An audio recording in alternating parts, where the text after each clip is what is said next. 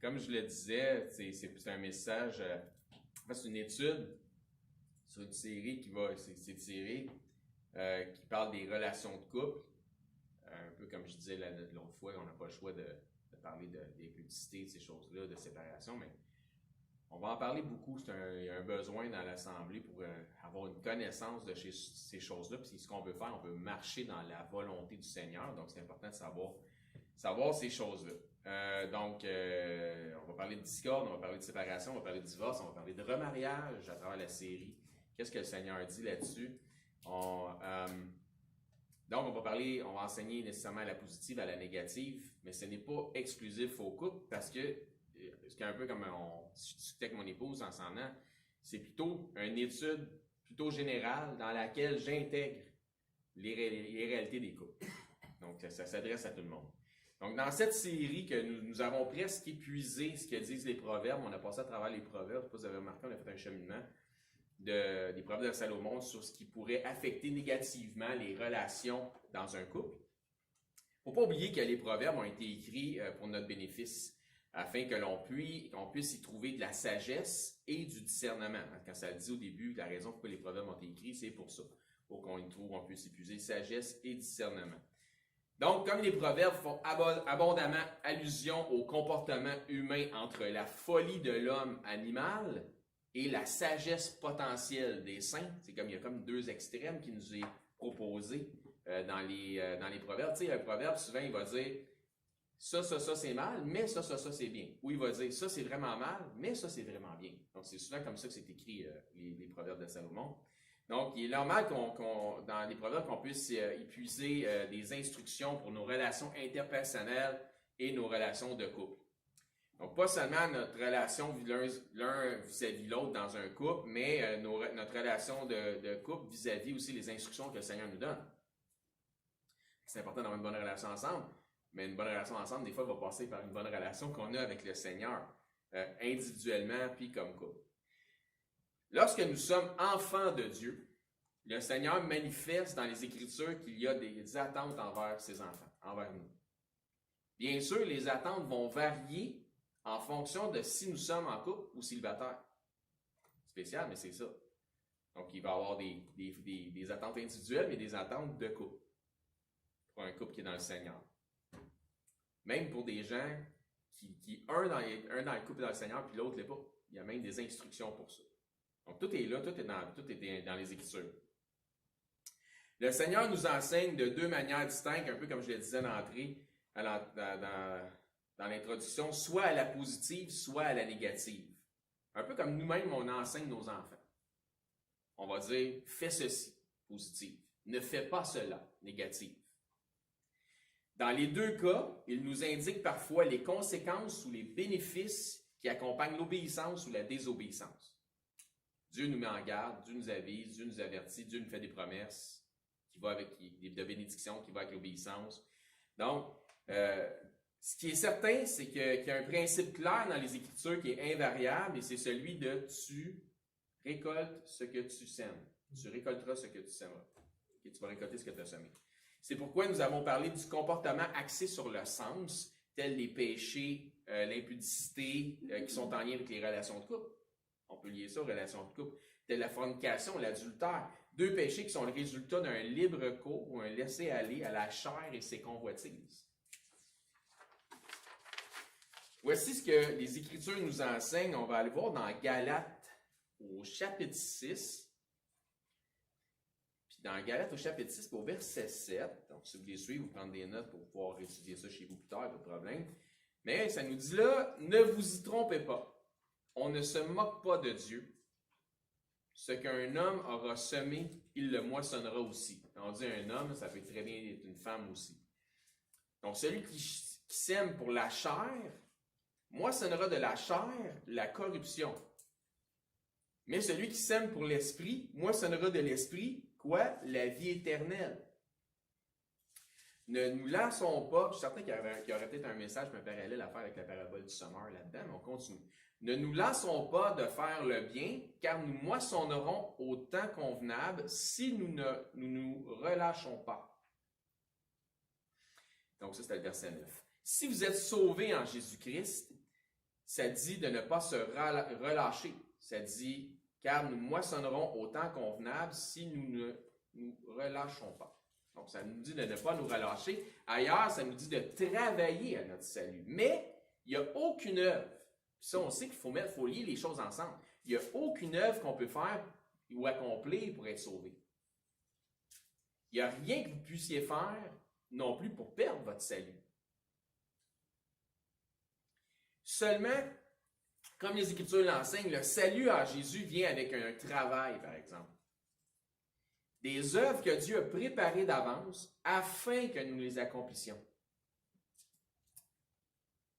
Lorsque Paul, dans Galates, nous parle de semer pour la chair, dans Galates 6, 8, on vient de le voir, celui qui sème pour sa chair moissonnera de la chair la corruption. Donc, lorsqu'il parle de semer pour la chair, à quoi est-ce qu'il fait référence? Il nous le mentionne clairement dans le chapitre juste avant, qui est le chapitre 5 de Galates, au verset 16. Donc, on ne va pas même loin pour regarder ça. Il dit, « Je dis donc, marchez selon l'esprit, et vous n'accomplirez pas les désirs de la chair. Car la chair a des désirs qui sont contraires. » J'espère que votre cerveau est à on. Là. Il dit, « Car la chair a des désirs contraires à ceux de l'esprit, et l'esprit en a de contraires à ceux de la chair. Ils sont opposés entre les deux. Ils sont opposés entre eux, afin que vous ne fassiez point ce que vous voudriez. » OK, afin que je ne fasse pas ce que ça me tente de faire. Exactement. Exemple, le jeûne. Quand tu jeûnes, là, ta chair, elle veut manger. Puis tout ce que tu voudrais, c'est satisfaire ta chair puis manger. Mais, tu contrôles ta chair. C'est toi qui dis non, c'est moi qui est boss, tu ne mangeras pas. Donc ça, c'en est une affaire. Ça dit ici, car la chair, pour remettre en contexte, car la chair a des désirs contraires à ceux de l'esprit, et l'esprit en a de contraires à ceux de la chair. Ils sont opposés entre eux afin que vous ne fassiez point ce que vous voudriez. Oui, mais je veux manger. Non, tu jeûnes. Oui. Donc, verset 18, si vous êtes conduits par l'esprit, vous n'êtes point sous la loi. Verset 19, or, les œuvres de la chair sont manifestes. Qu'est-ce qu'elles sont? Ce sont l'impudicité, l'impureté, la dissolution. Ça peut être trois choses qu'on va retrouver, exemple, dans les relations de couple. La dissolution, c'est une division. Donc, l'impudicité, l'impureté, puis ça continue en disant, ensuite, au verset 20, l'idolâtrie, la magie, les inimitiés dans une séparation, là, deux qui s'aimaient sont devenus ennemis.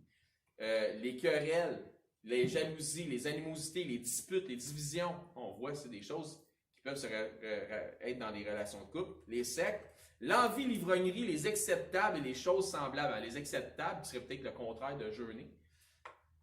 Je vous dis d'avance, comme je l'ai déjà dit, que ceux qui commettent de telles choses n'hériteront point le royaume de Dieu. Puis ce passage-là de Galates, il va en ligne, puis il est extrêmement conséquent avec le passage qu'on retrouve dans 1 Corinthiens 6, 9. On va les lier ensemble. C'est encore Paul qui s'exprime là. Il dit, ne savez-vous pas que les injustes n'hériteront point le royaume de Dieu? Comme il venait de dire, ceux qui commettent de telles choses n'hériteront point le royaume de Dieu, ça c'est dans Galates. Là, il commence dans 1 Corinthiens 6, 9, il dit, ne savez-vous pas que les injustes n'hériteront point le royaume de Dieu? Ne vous y trompez pas, ni les impudiques, ni les idolâtres, ni les adultères, ni les efféminés, ni les infâmes, ni les voleurs, ni les cupides, ni les ivrognes, ni les outrageux, ni les ravisseurs, n'hériteront le royaume de Dieu. C'est une méchante gang, ça. Puis, on continue. Verset 11, il dit, et c'est là ce que vous étiez. Vous étiez quoi? Attendez. Des impudiques, des idolâtres, des adultères, des efféminés, des infâmes, des voleurs, des cupides, des ivrognes, des outrageux, des ravisseurs.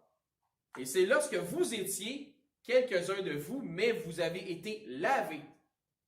Vous avez été sanctifiés, mais vous avez été justifiés. Ah, on va terminer.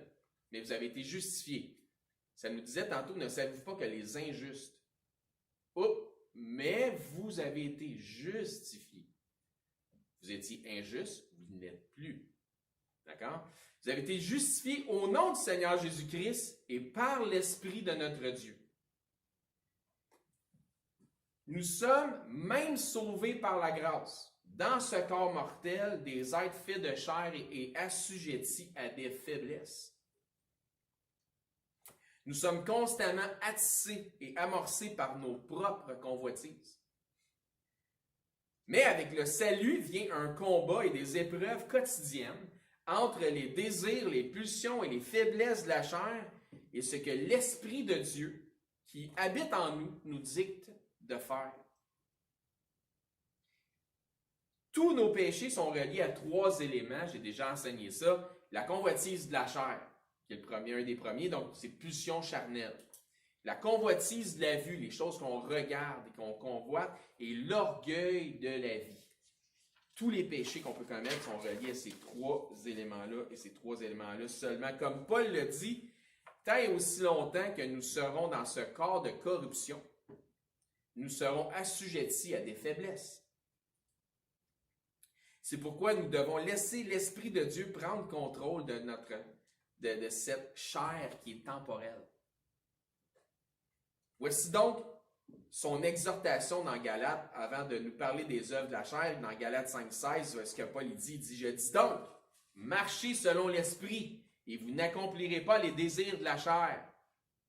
Car la chair a des désirs contraires à ceux de l'Esprit, et l'Esprit en a de contraires à ceux de la chair. Ils sont opposés entre eux, afin que vous ne fassiez point ce que vous voudriez.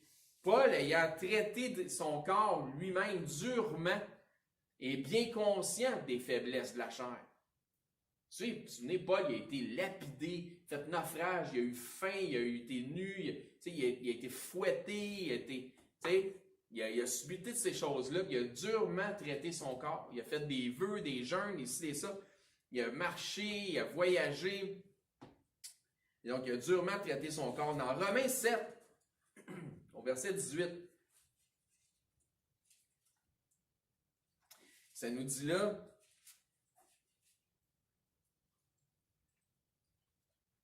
ce qui est bon, je le sais, n'habite pas en moi. C'est-à-dire dans ma chair. J'ai la volonté, mais non le pouvoir de faire ce qui est bien.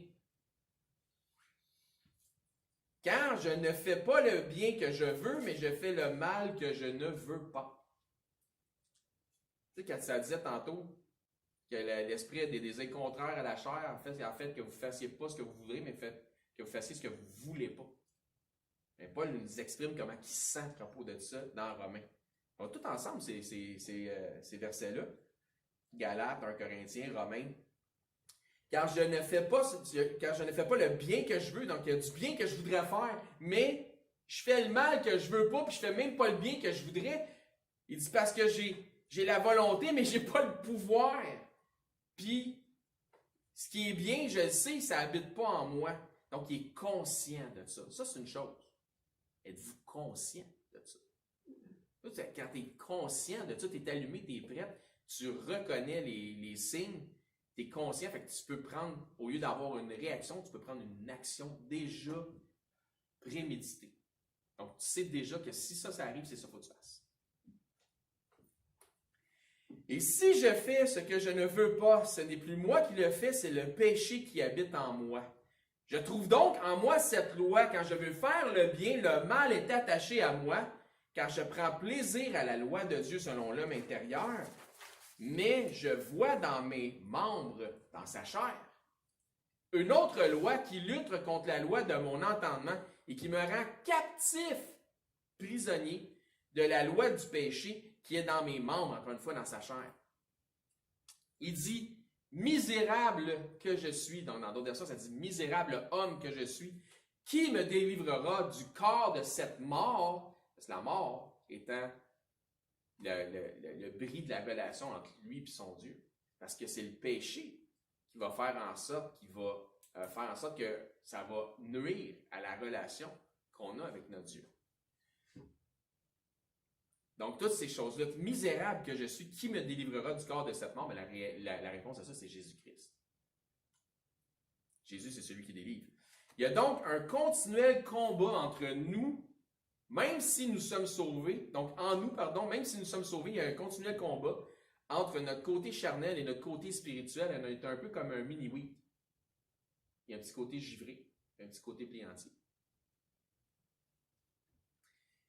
L'impudicité, les adultères, la fornication, les convoitises charnelles qui font la guerre à notre âme peuvent être sous contrôle. Comment? Par le contentement. C'est ce que Dieu dit à Paul. Il lui dit quoi? Il lui dit, ma grâce te suffit. La grâce de Dieu devrait être notre baume spirituel sur l'ensemble de nos blessures charnelles. Pensez-y. Qu'est-ce qui amène les dissolutions, les infidélités, les adultères, la fornication, les impudicités, les querelles, etc.? La chair? Oui, mais c'est le mécontentement de la chair qui fait ça. Donc, tu veux satisfaire ta chair, tu es quelque chose, tu n'es pas content de quelque chose. Tu en veux plus que tu aurais bien besoin d'en avoir. Fait que la grâce de Dieu ne te suffit pas. Eh bien, Dieu dit, ma grâce te suffit. Sommes-nous suffisamment conduits par l'Esprit pour être en mesure de dire, Seigneur, ta grâce me suffit?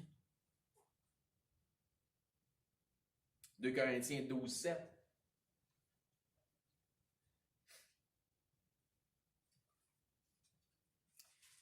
Il dit là, il est arrivé qu'il s'est passé quoi dans sa vie? Il dit, et pour que je ne sois pas enflé d'orgueil à cause de l'excellence de ses révélations. Donc, Paul, il comprend des choses que les autres ne comprennent pas. Pierre dit ça de lui. Il dit, Paul, il exprime des affaires qui semblent compliquées. Il n'y a personne qu'on voit, mais lui les voit. Dieu lui donne cette perspective-là des Écritures ou des choses divines. Mais il dit, à cause de ça, j'ai de la connaissance, mais la connaissance enfle, mais vous le savez, c'est la charité qui édifie. Fait que Paul, il a besoin de se checker justement. Il a besoin de faire attention à son côté charnel, à son côté givré, devinez-oui.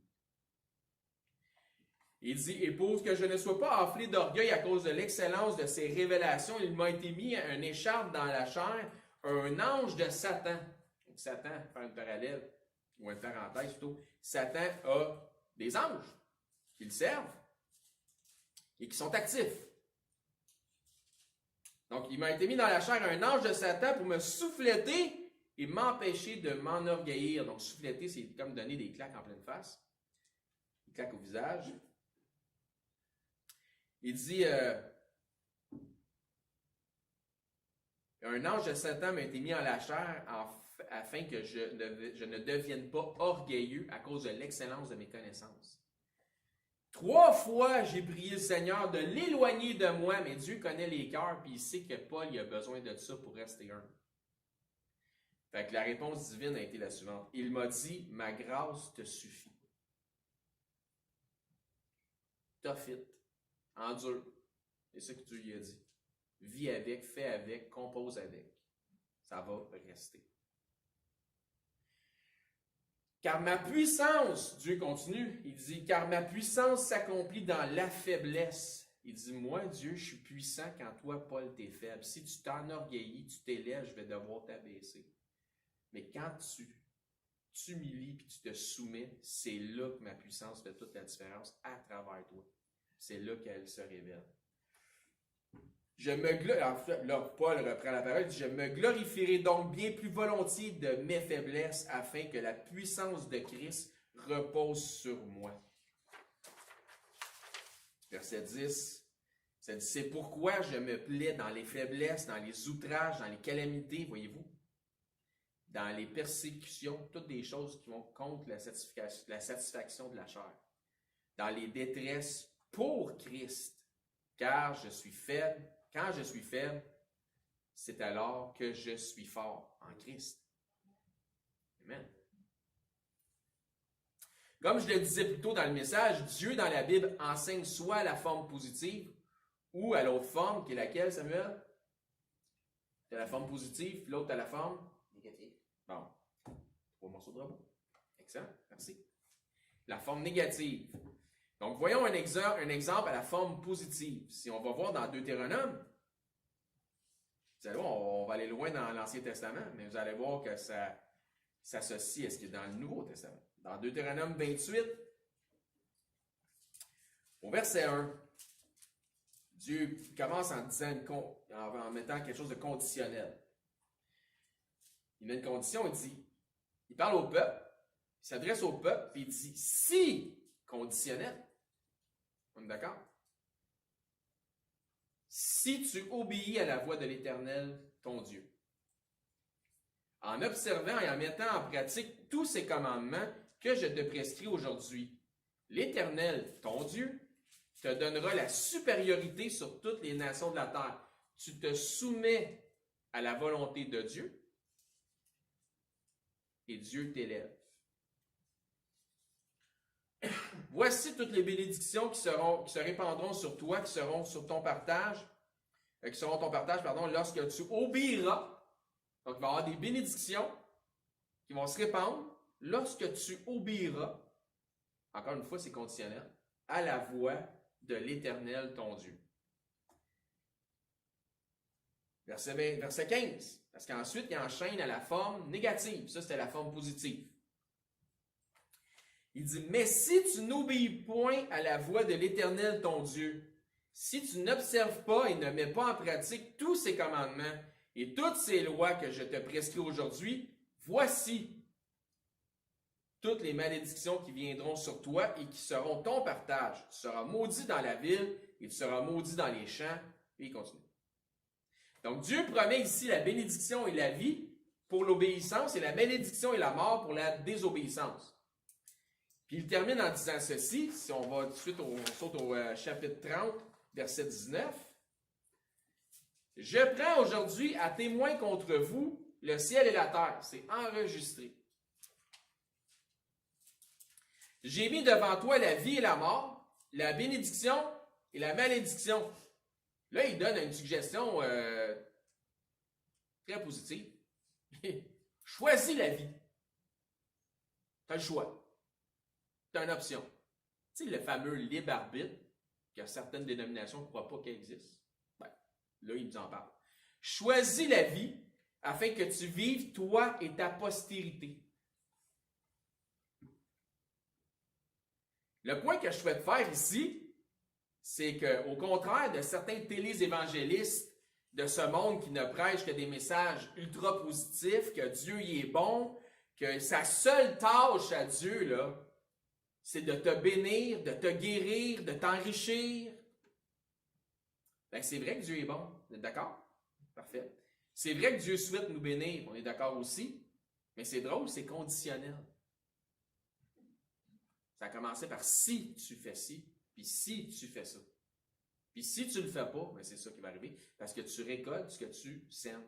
Le principe ne changera pas, là. Parce que Dieu il est le même aujourd'hui, hier, à jamais, éternellement. Ça ne change pas.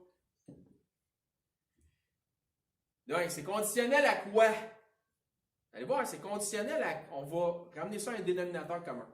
C'est conditionnel à l'amour que l'on démontre nous-mêmes envers lui. Dieu nous aime, ça on le sait déjà, mais Dieu valide notre amour envers lui. Et il va nous bénir en fonction de cet amour qu'on lui démontre. C'est bizarre que j'ai dit là. Dieu nous aime, comme je disais, on le sait déjà, mais il va valider notre amour envers lui. Il va nous bénir en fonction de cet amour qu'on lui démontre. Il y a une condition. Là, tu te dis, mais oui, c'est quoi ce qu'il vient de dire là? Là, tu me mélanges, là, c'est la première fois que j'ai jamais entendu ça, que Dieu va me bénir en fonction de l'amour que j'y démontre. Oui, c'est écrit que Dieu va nous bénir, ou bien le contraire, en fonction de l'amour qu'on lui démontre ou qu'on le témoigne, et que Dieu a un moyen efficace. N'oubliez pas, je ramène ça à un dénominateur commun. Dieu a un moyen efficace afin de savoir si on l'aime vraiment. On vient de lire Deutéronome 30, 19. Hein, ça disait quoi? On va le relire.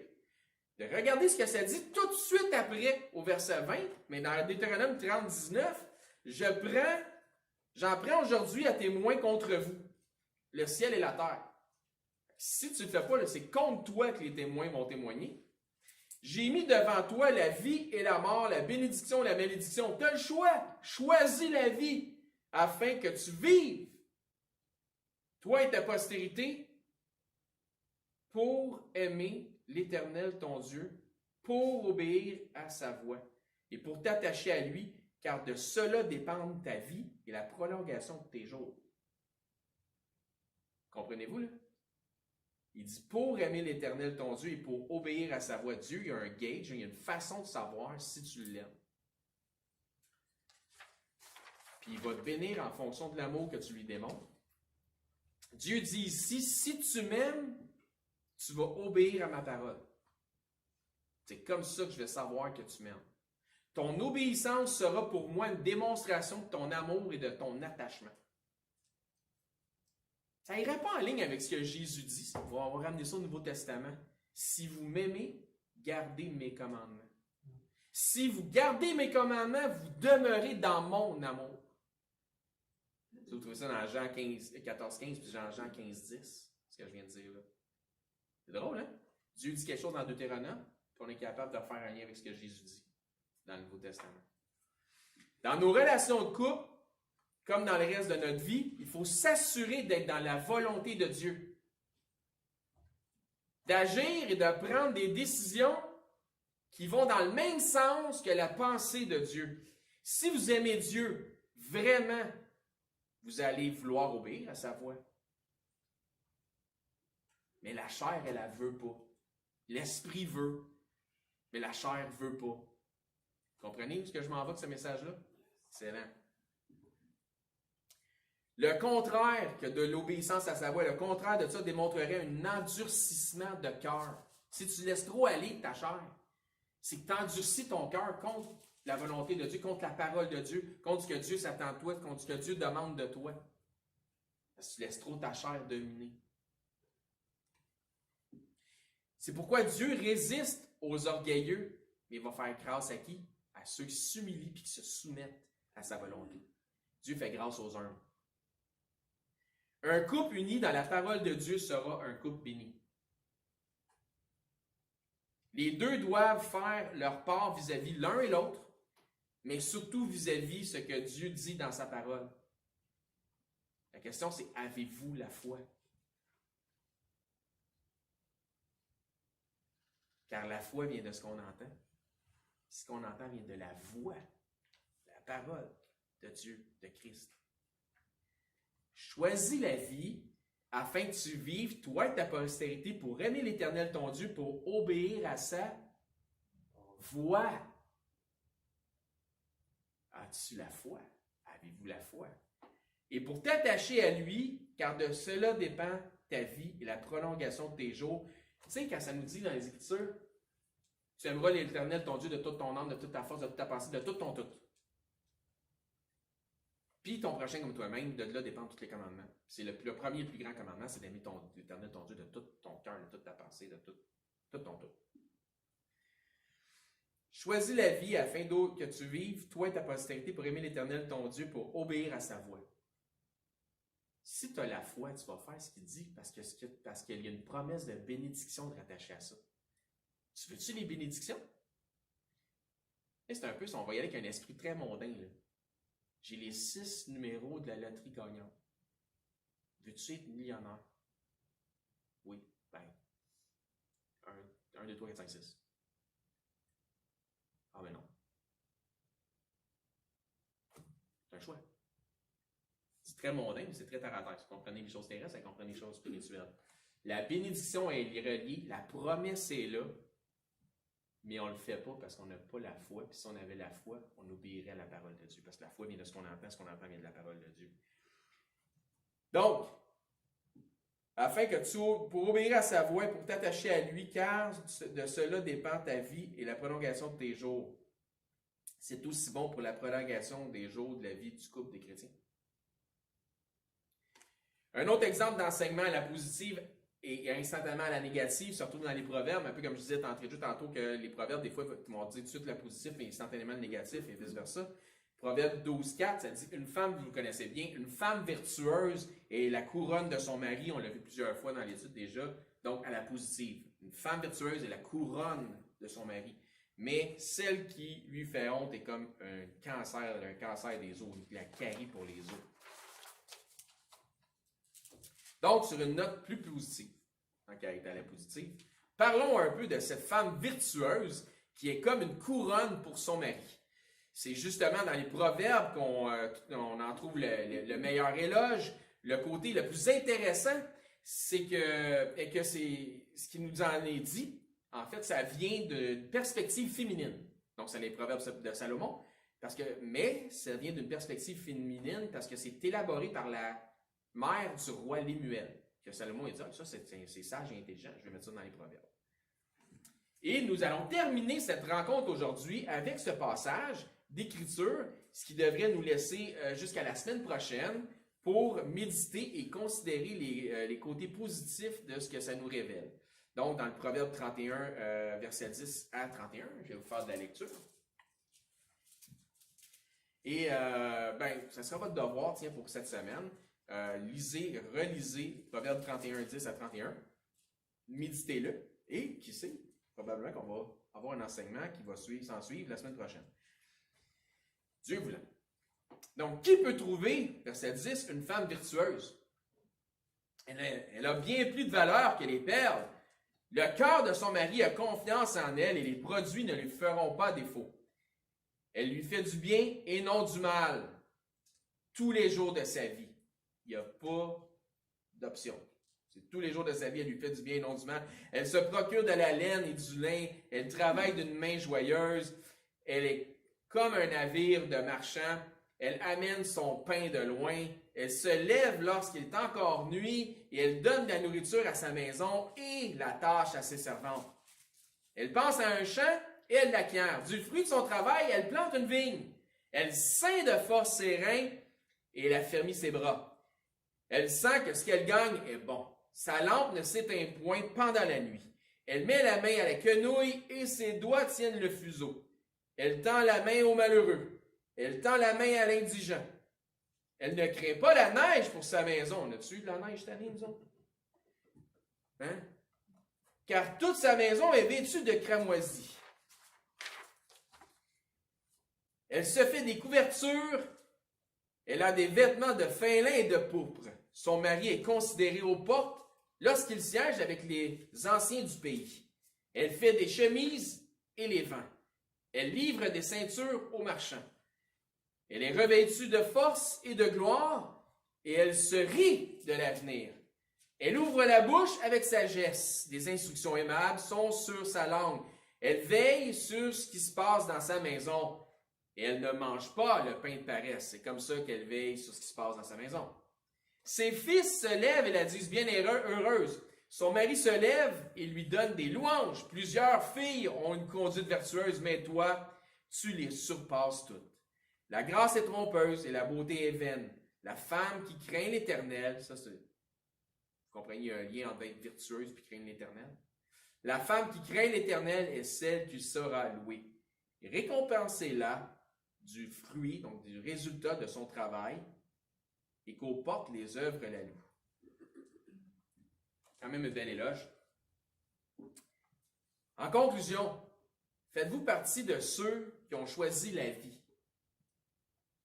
Que vous soyez dans l'Assemblée, que ce soit des gens qui nous écoutent en ligne aussi, si jamais vous voulez avoir plus de renseignements à savoir comment je peux suivre Jésus, bien juste à communiquer avec nous. Donc, faites-vous partie de ceux qui ont choisi la vie. Jésus dit, je suis le chemin, la vérité et la vie. Avez-vous choisi la vie?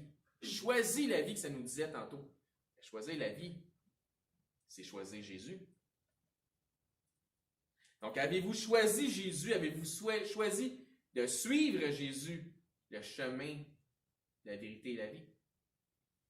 Un chemin, on suit le chemin. Donc, nous sommes tous pécheurs devant Dieu, mais faites-vous partie des pécheurs qui ont été justifiés par Jésus? Êtes-vous conduit par l'Esprit ou plus souvent qu'autrement, est-ce que c'est votre chair qui prend le contrôle? Avez-vous le contentement de l'Esprit, qui est ça nous dit que c'est partie des choses qui représentent un grand gain. La piété, le contentement d'esprit, c'est un grand gain. Et la réalité de ça, c'est est-ce que sa grâce vous suffit? Prions. Père Céleste, merci Seigneur de nous rassembler ici ce matin. Merci pour les gens qui nous écoutent en ligne.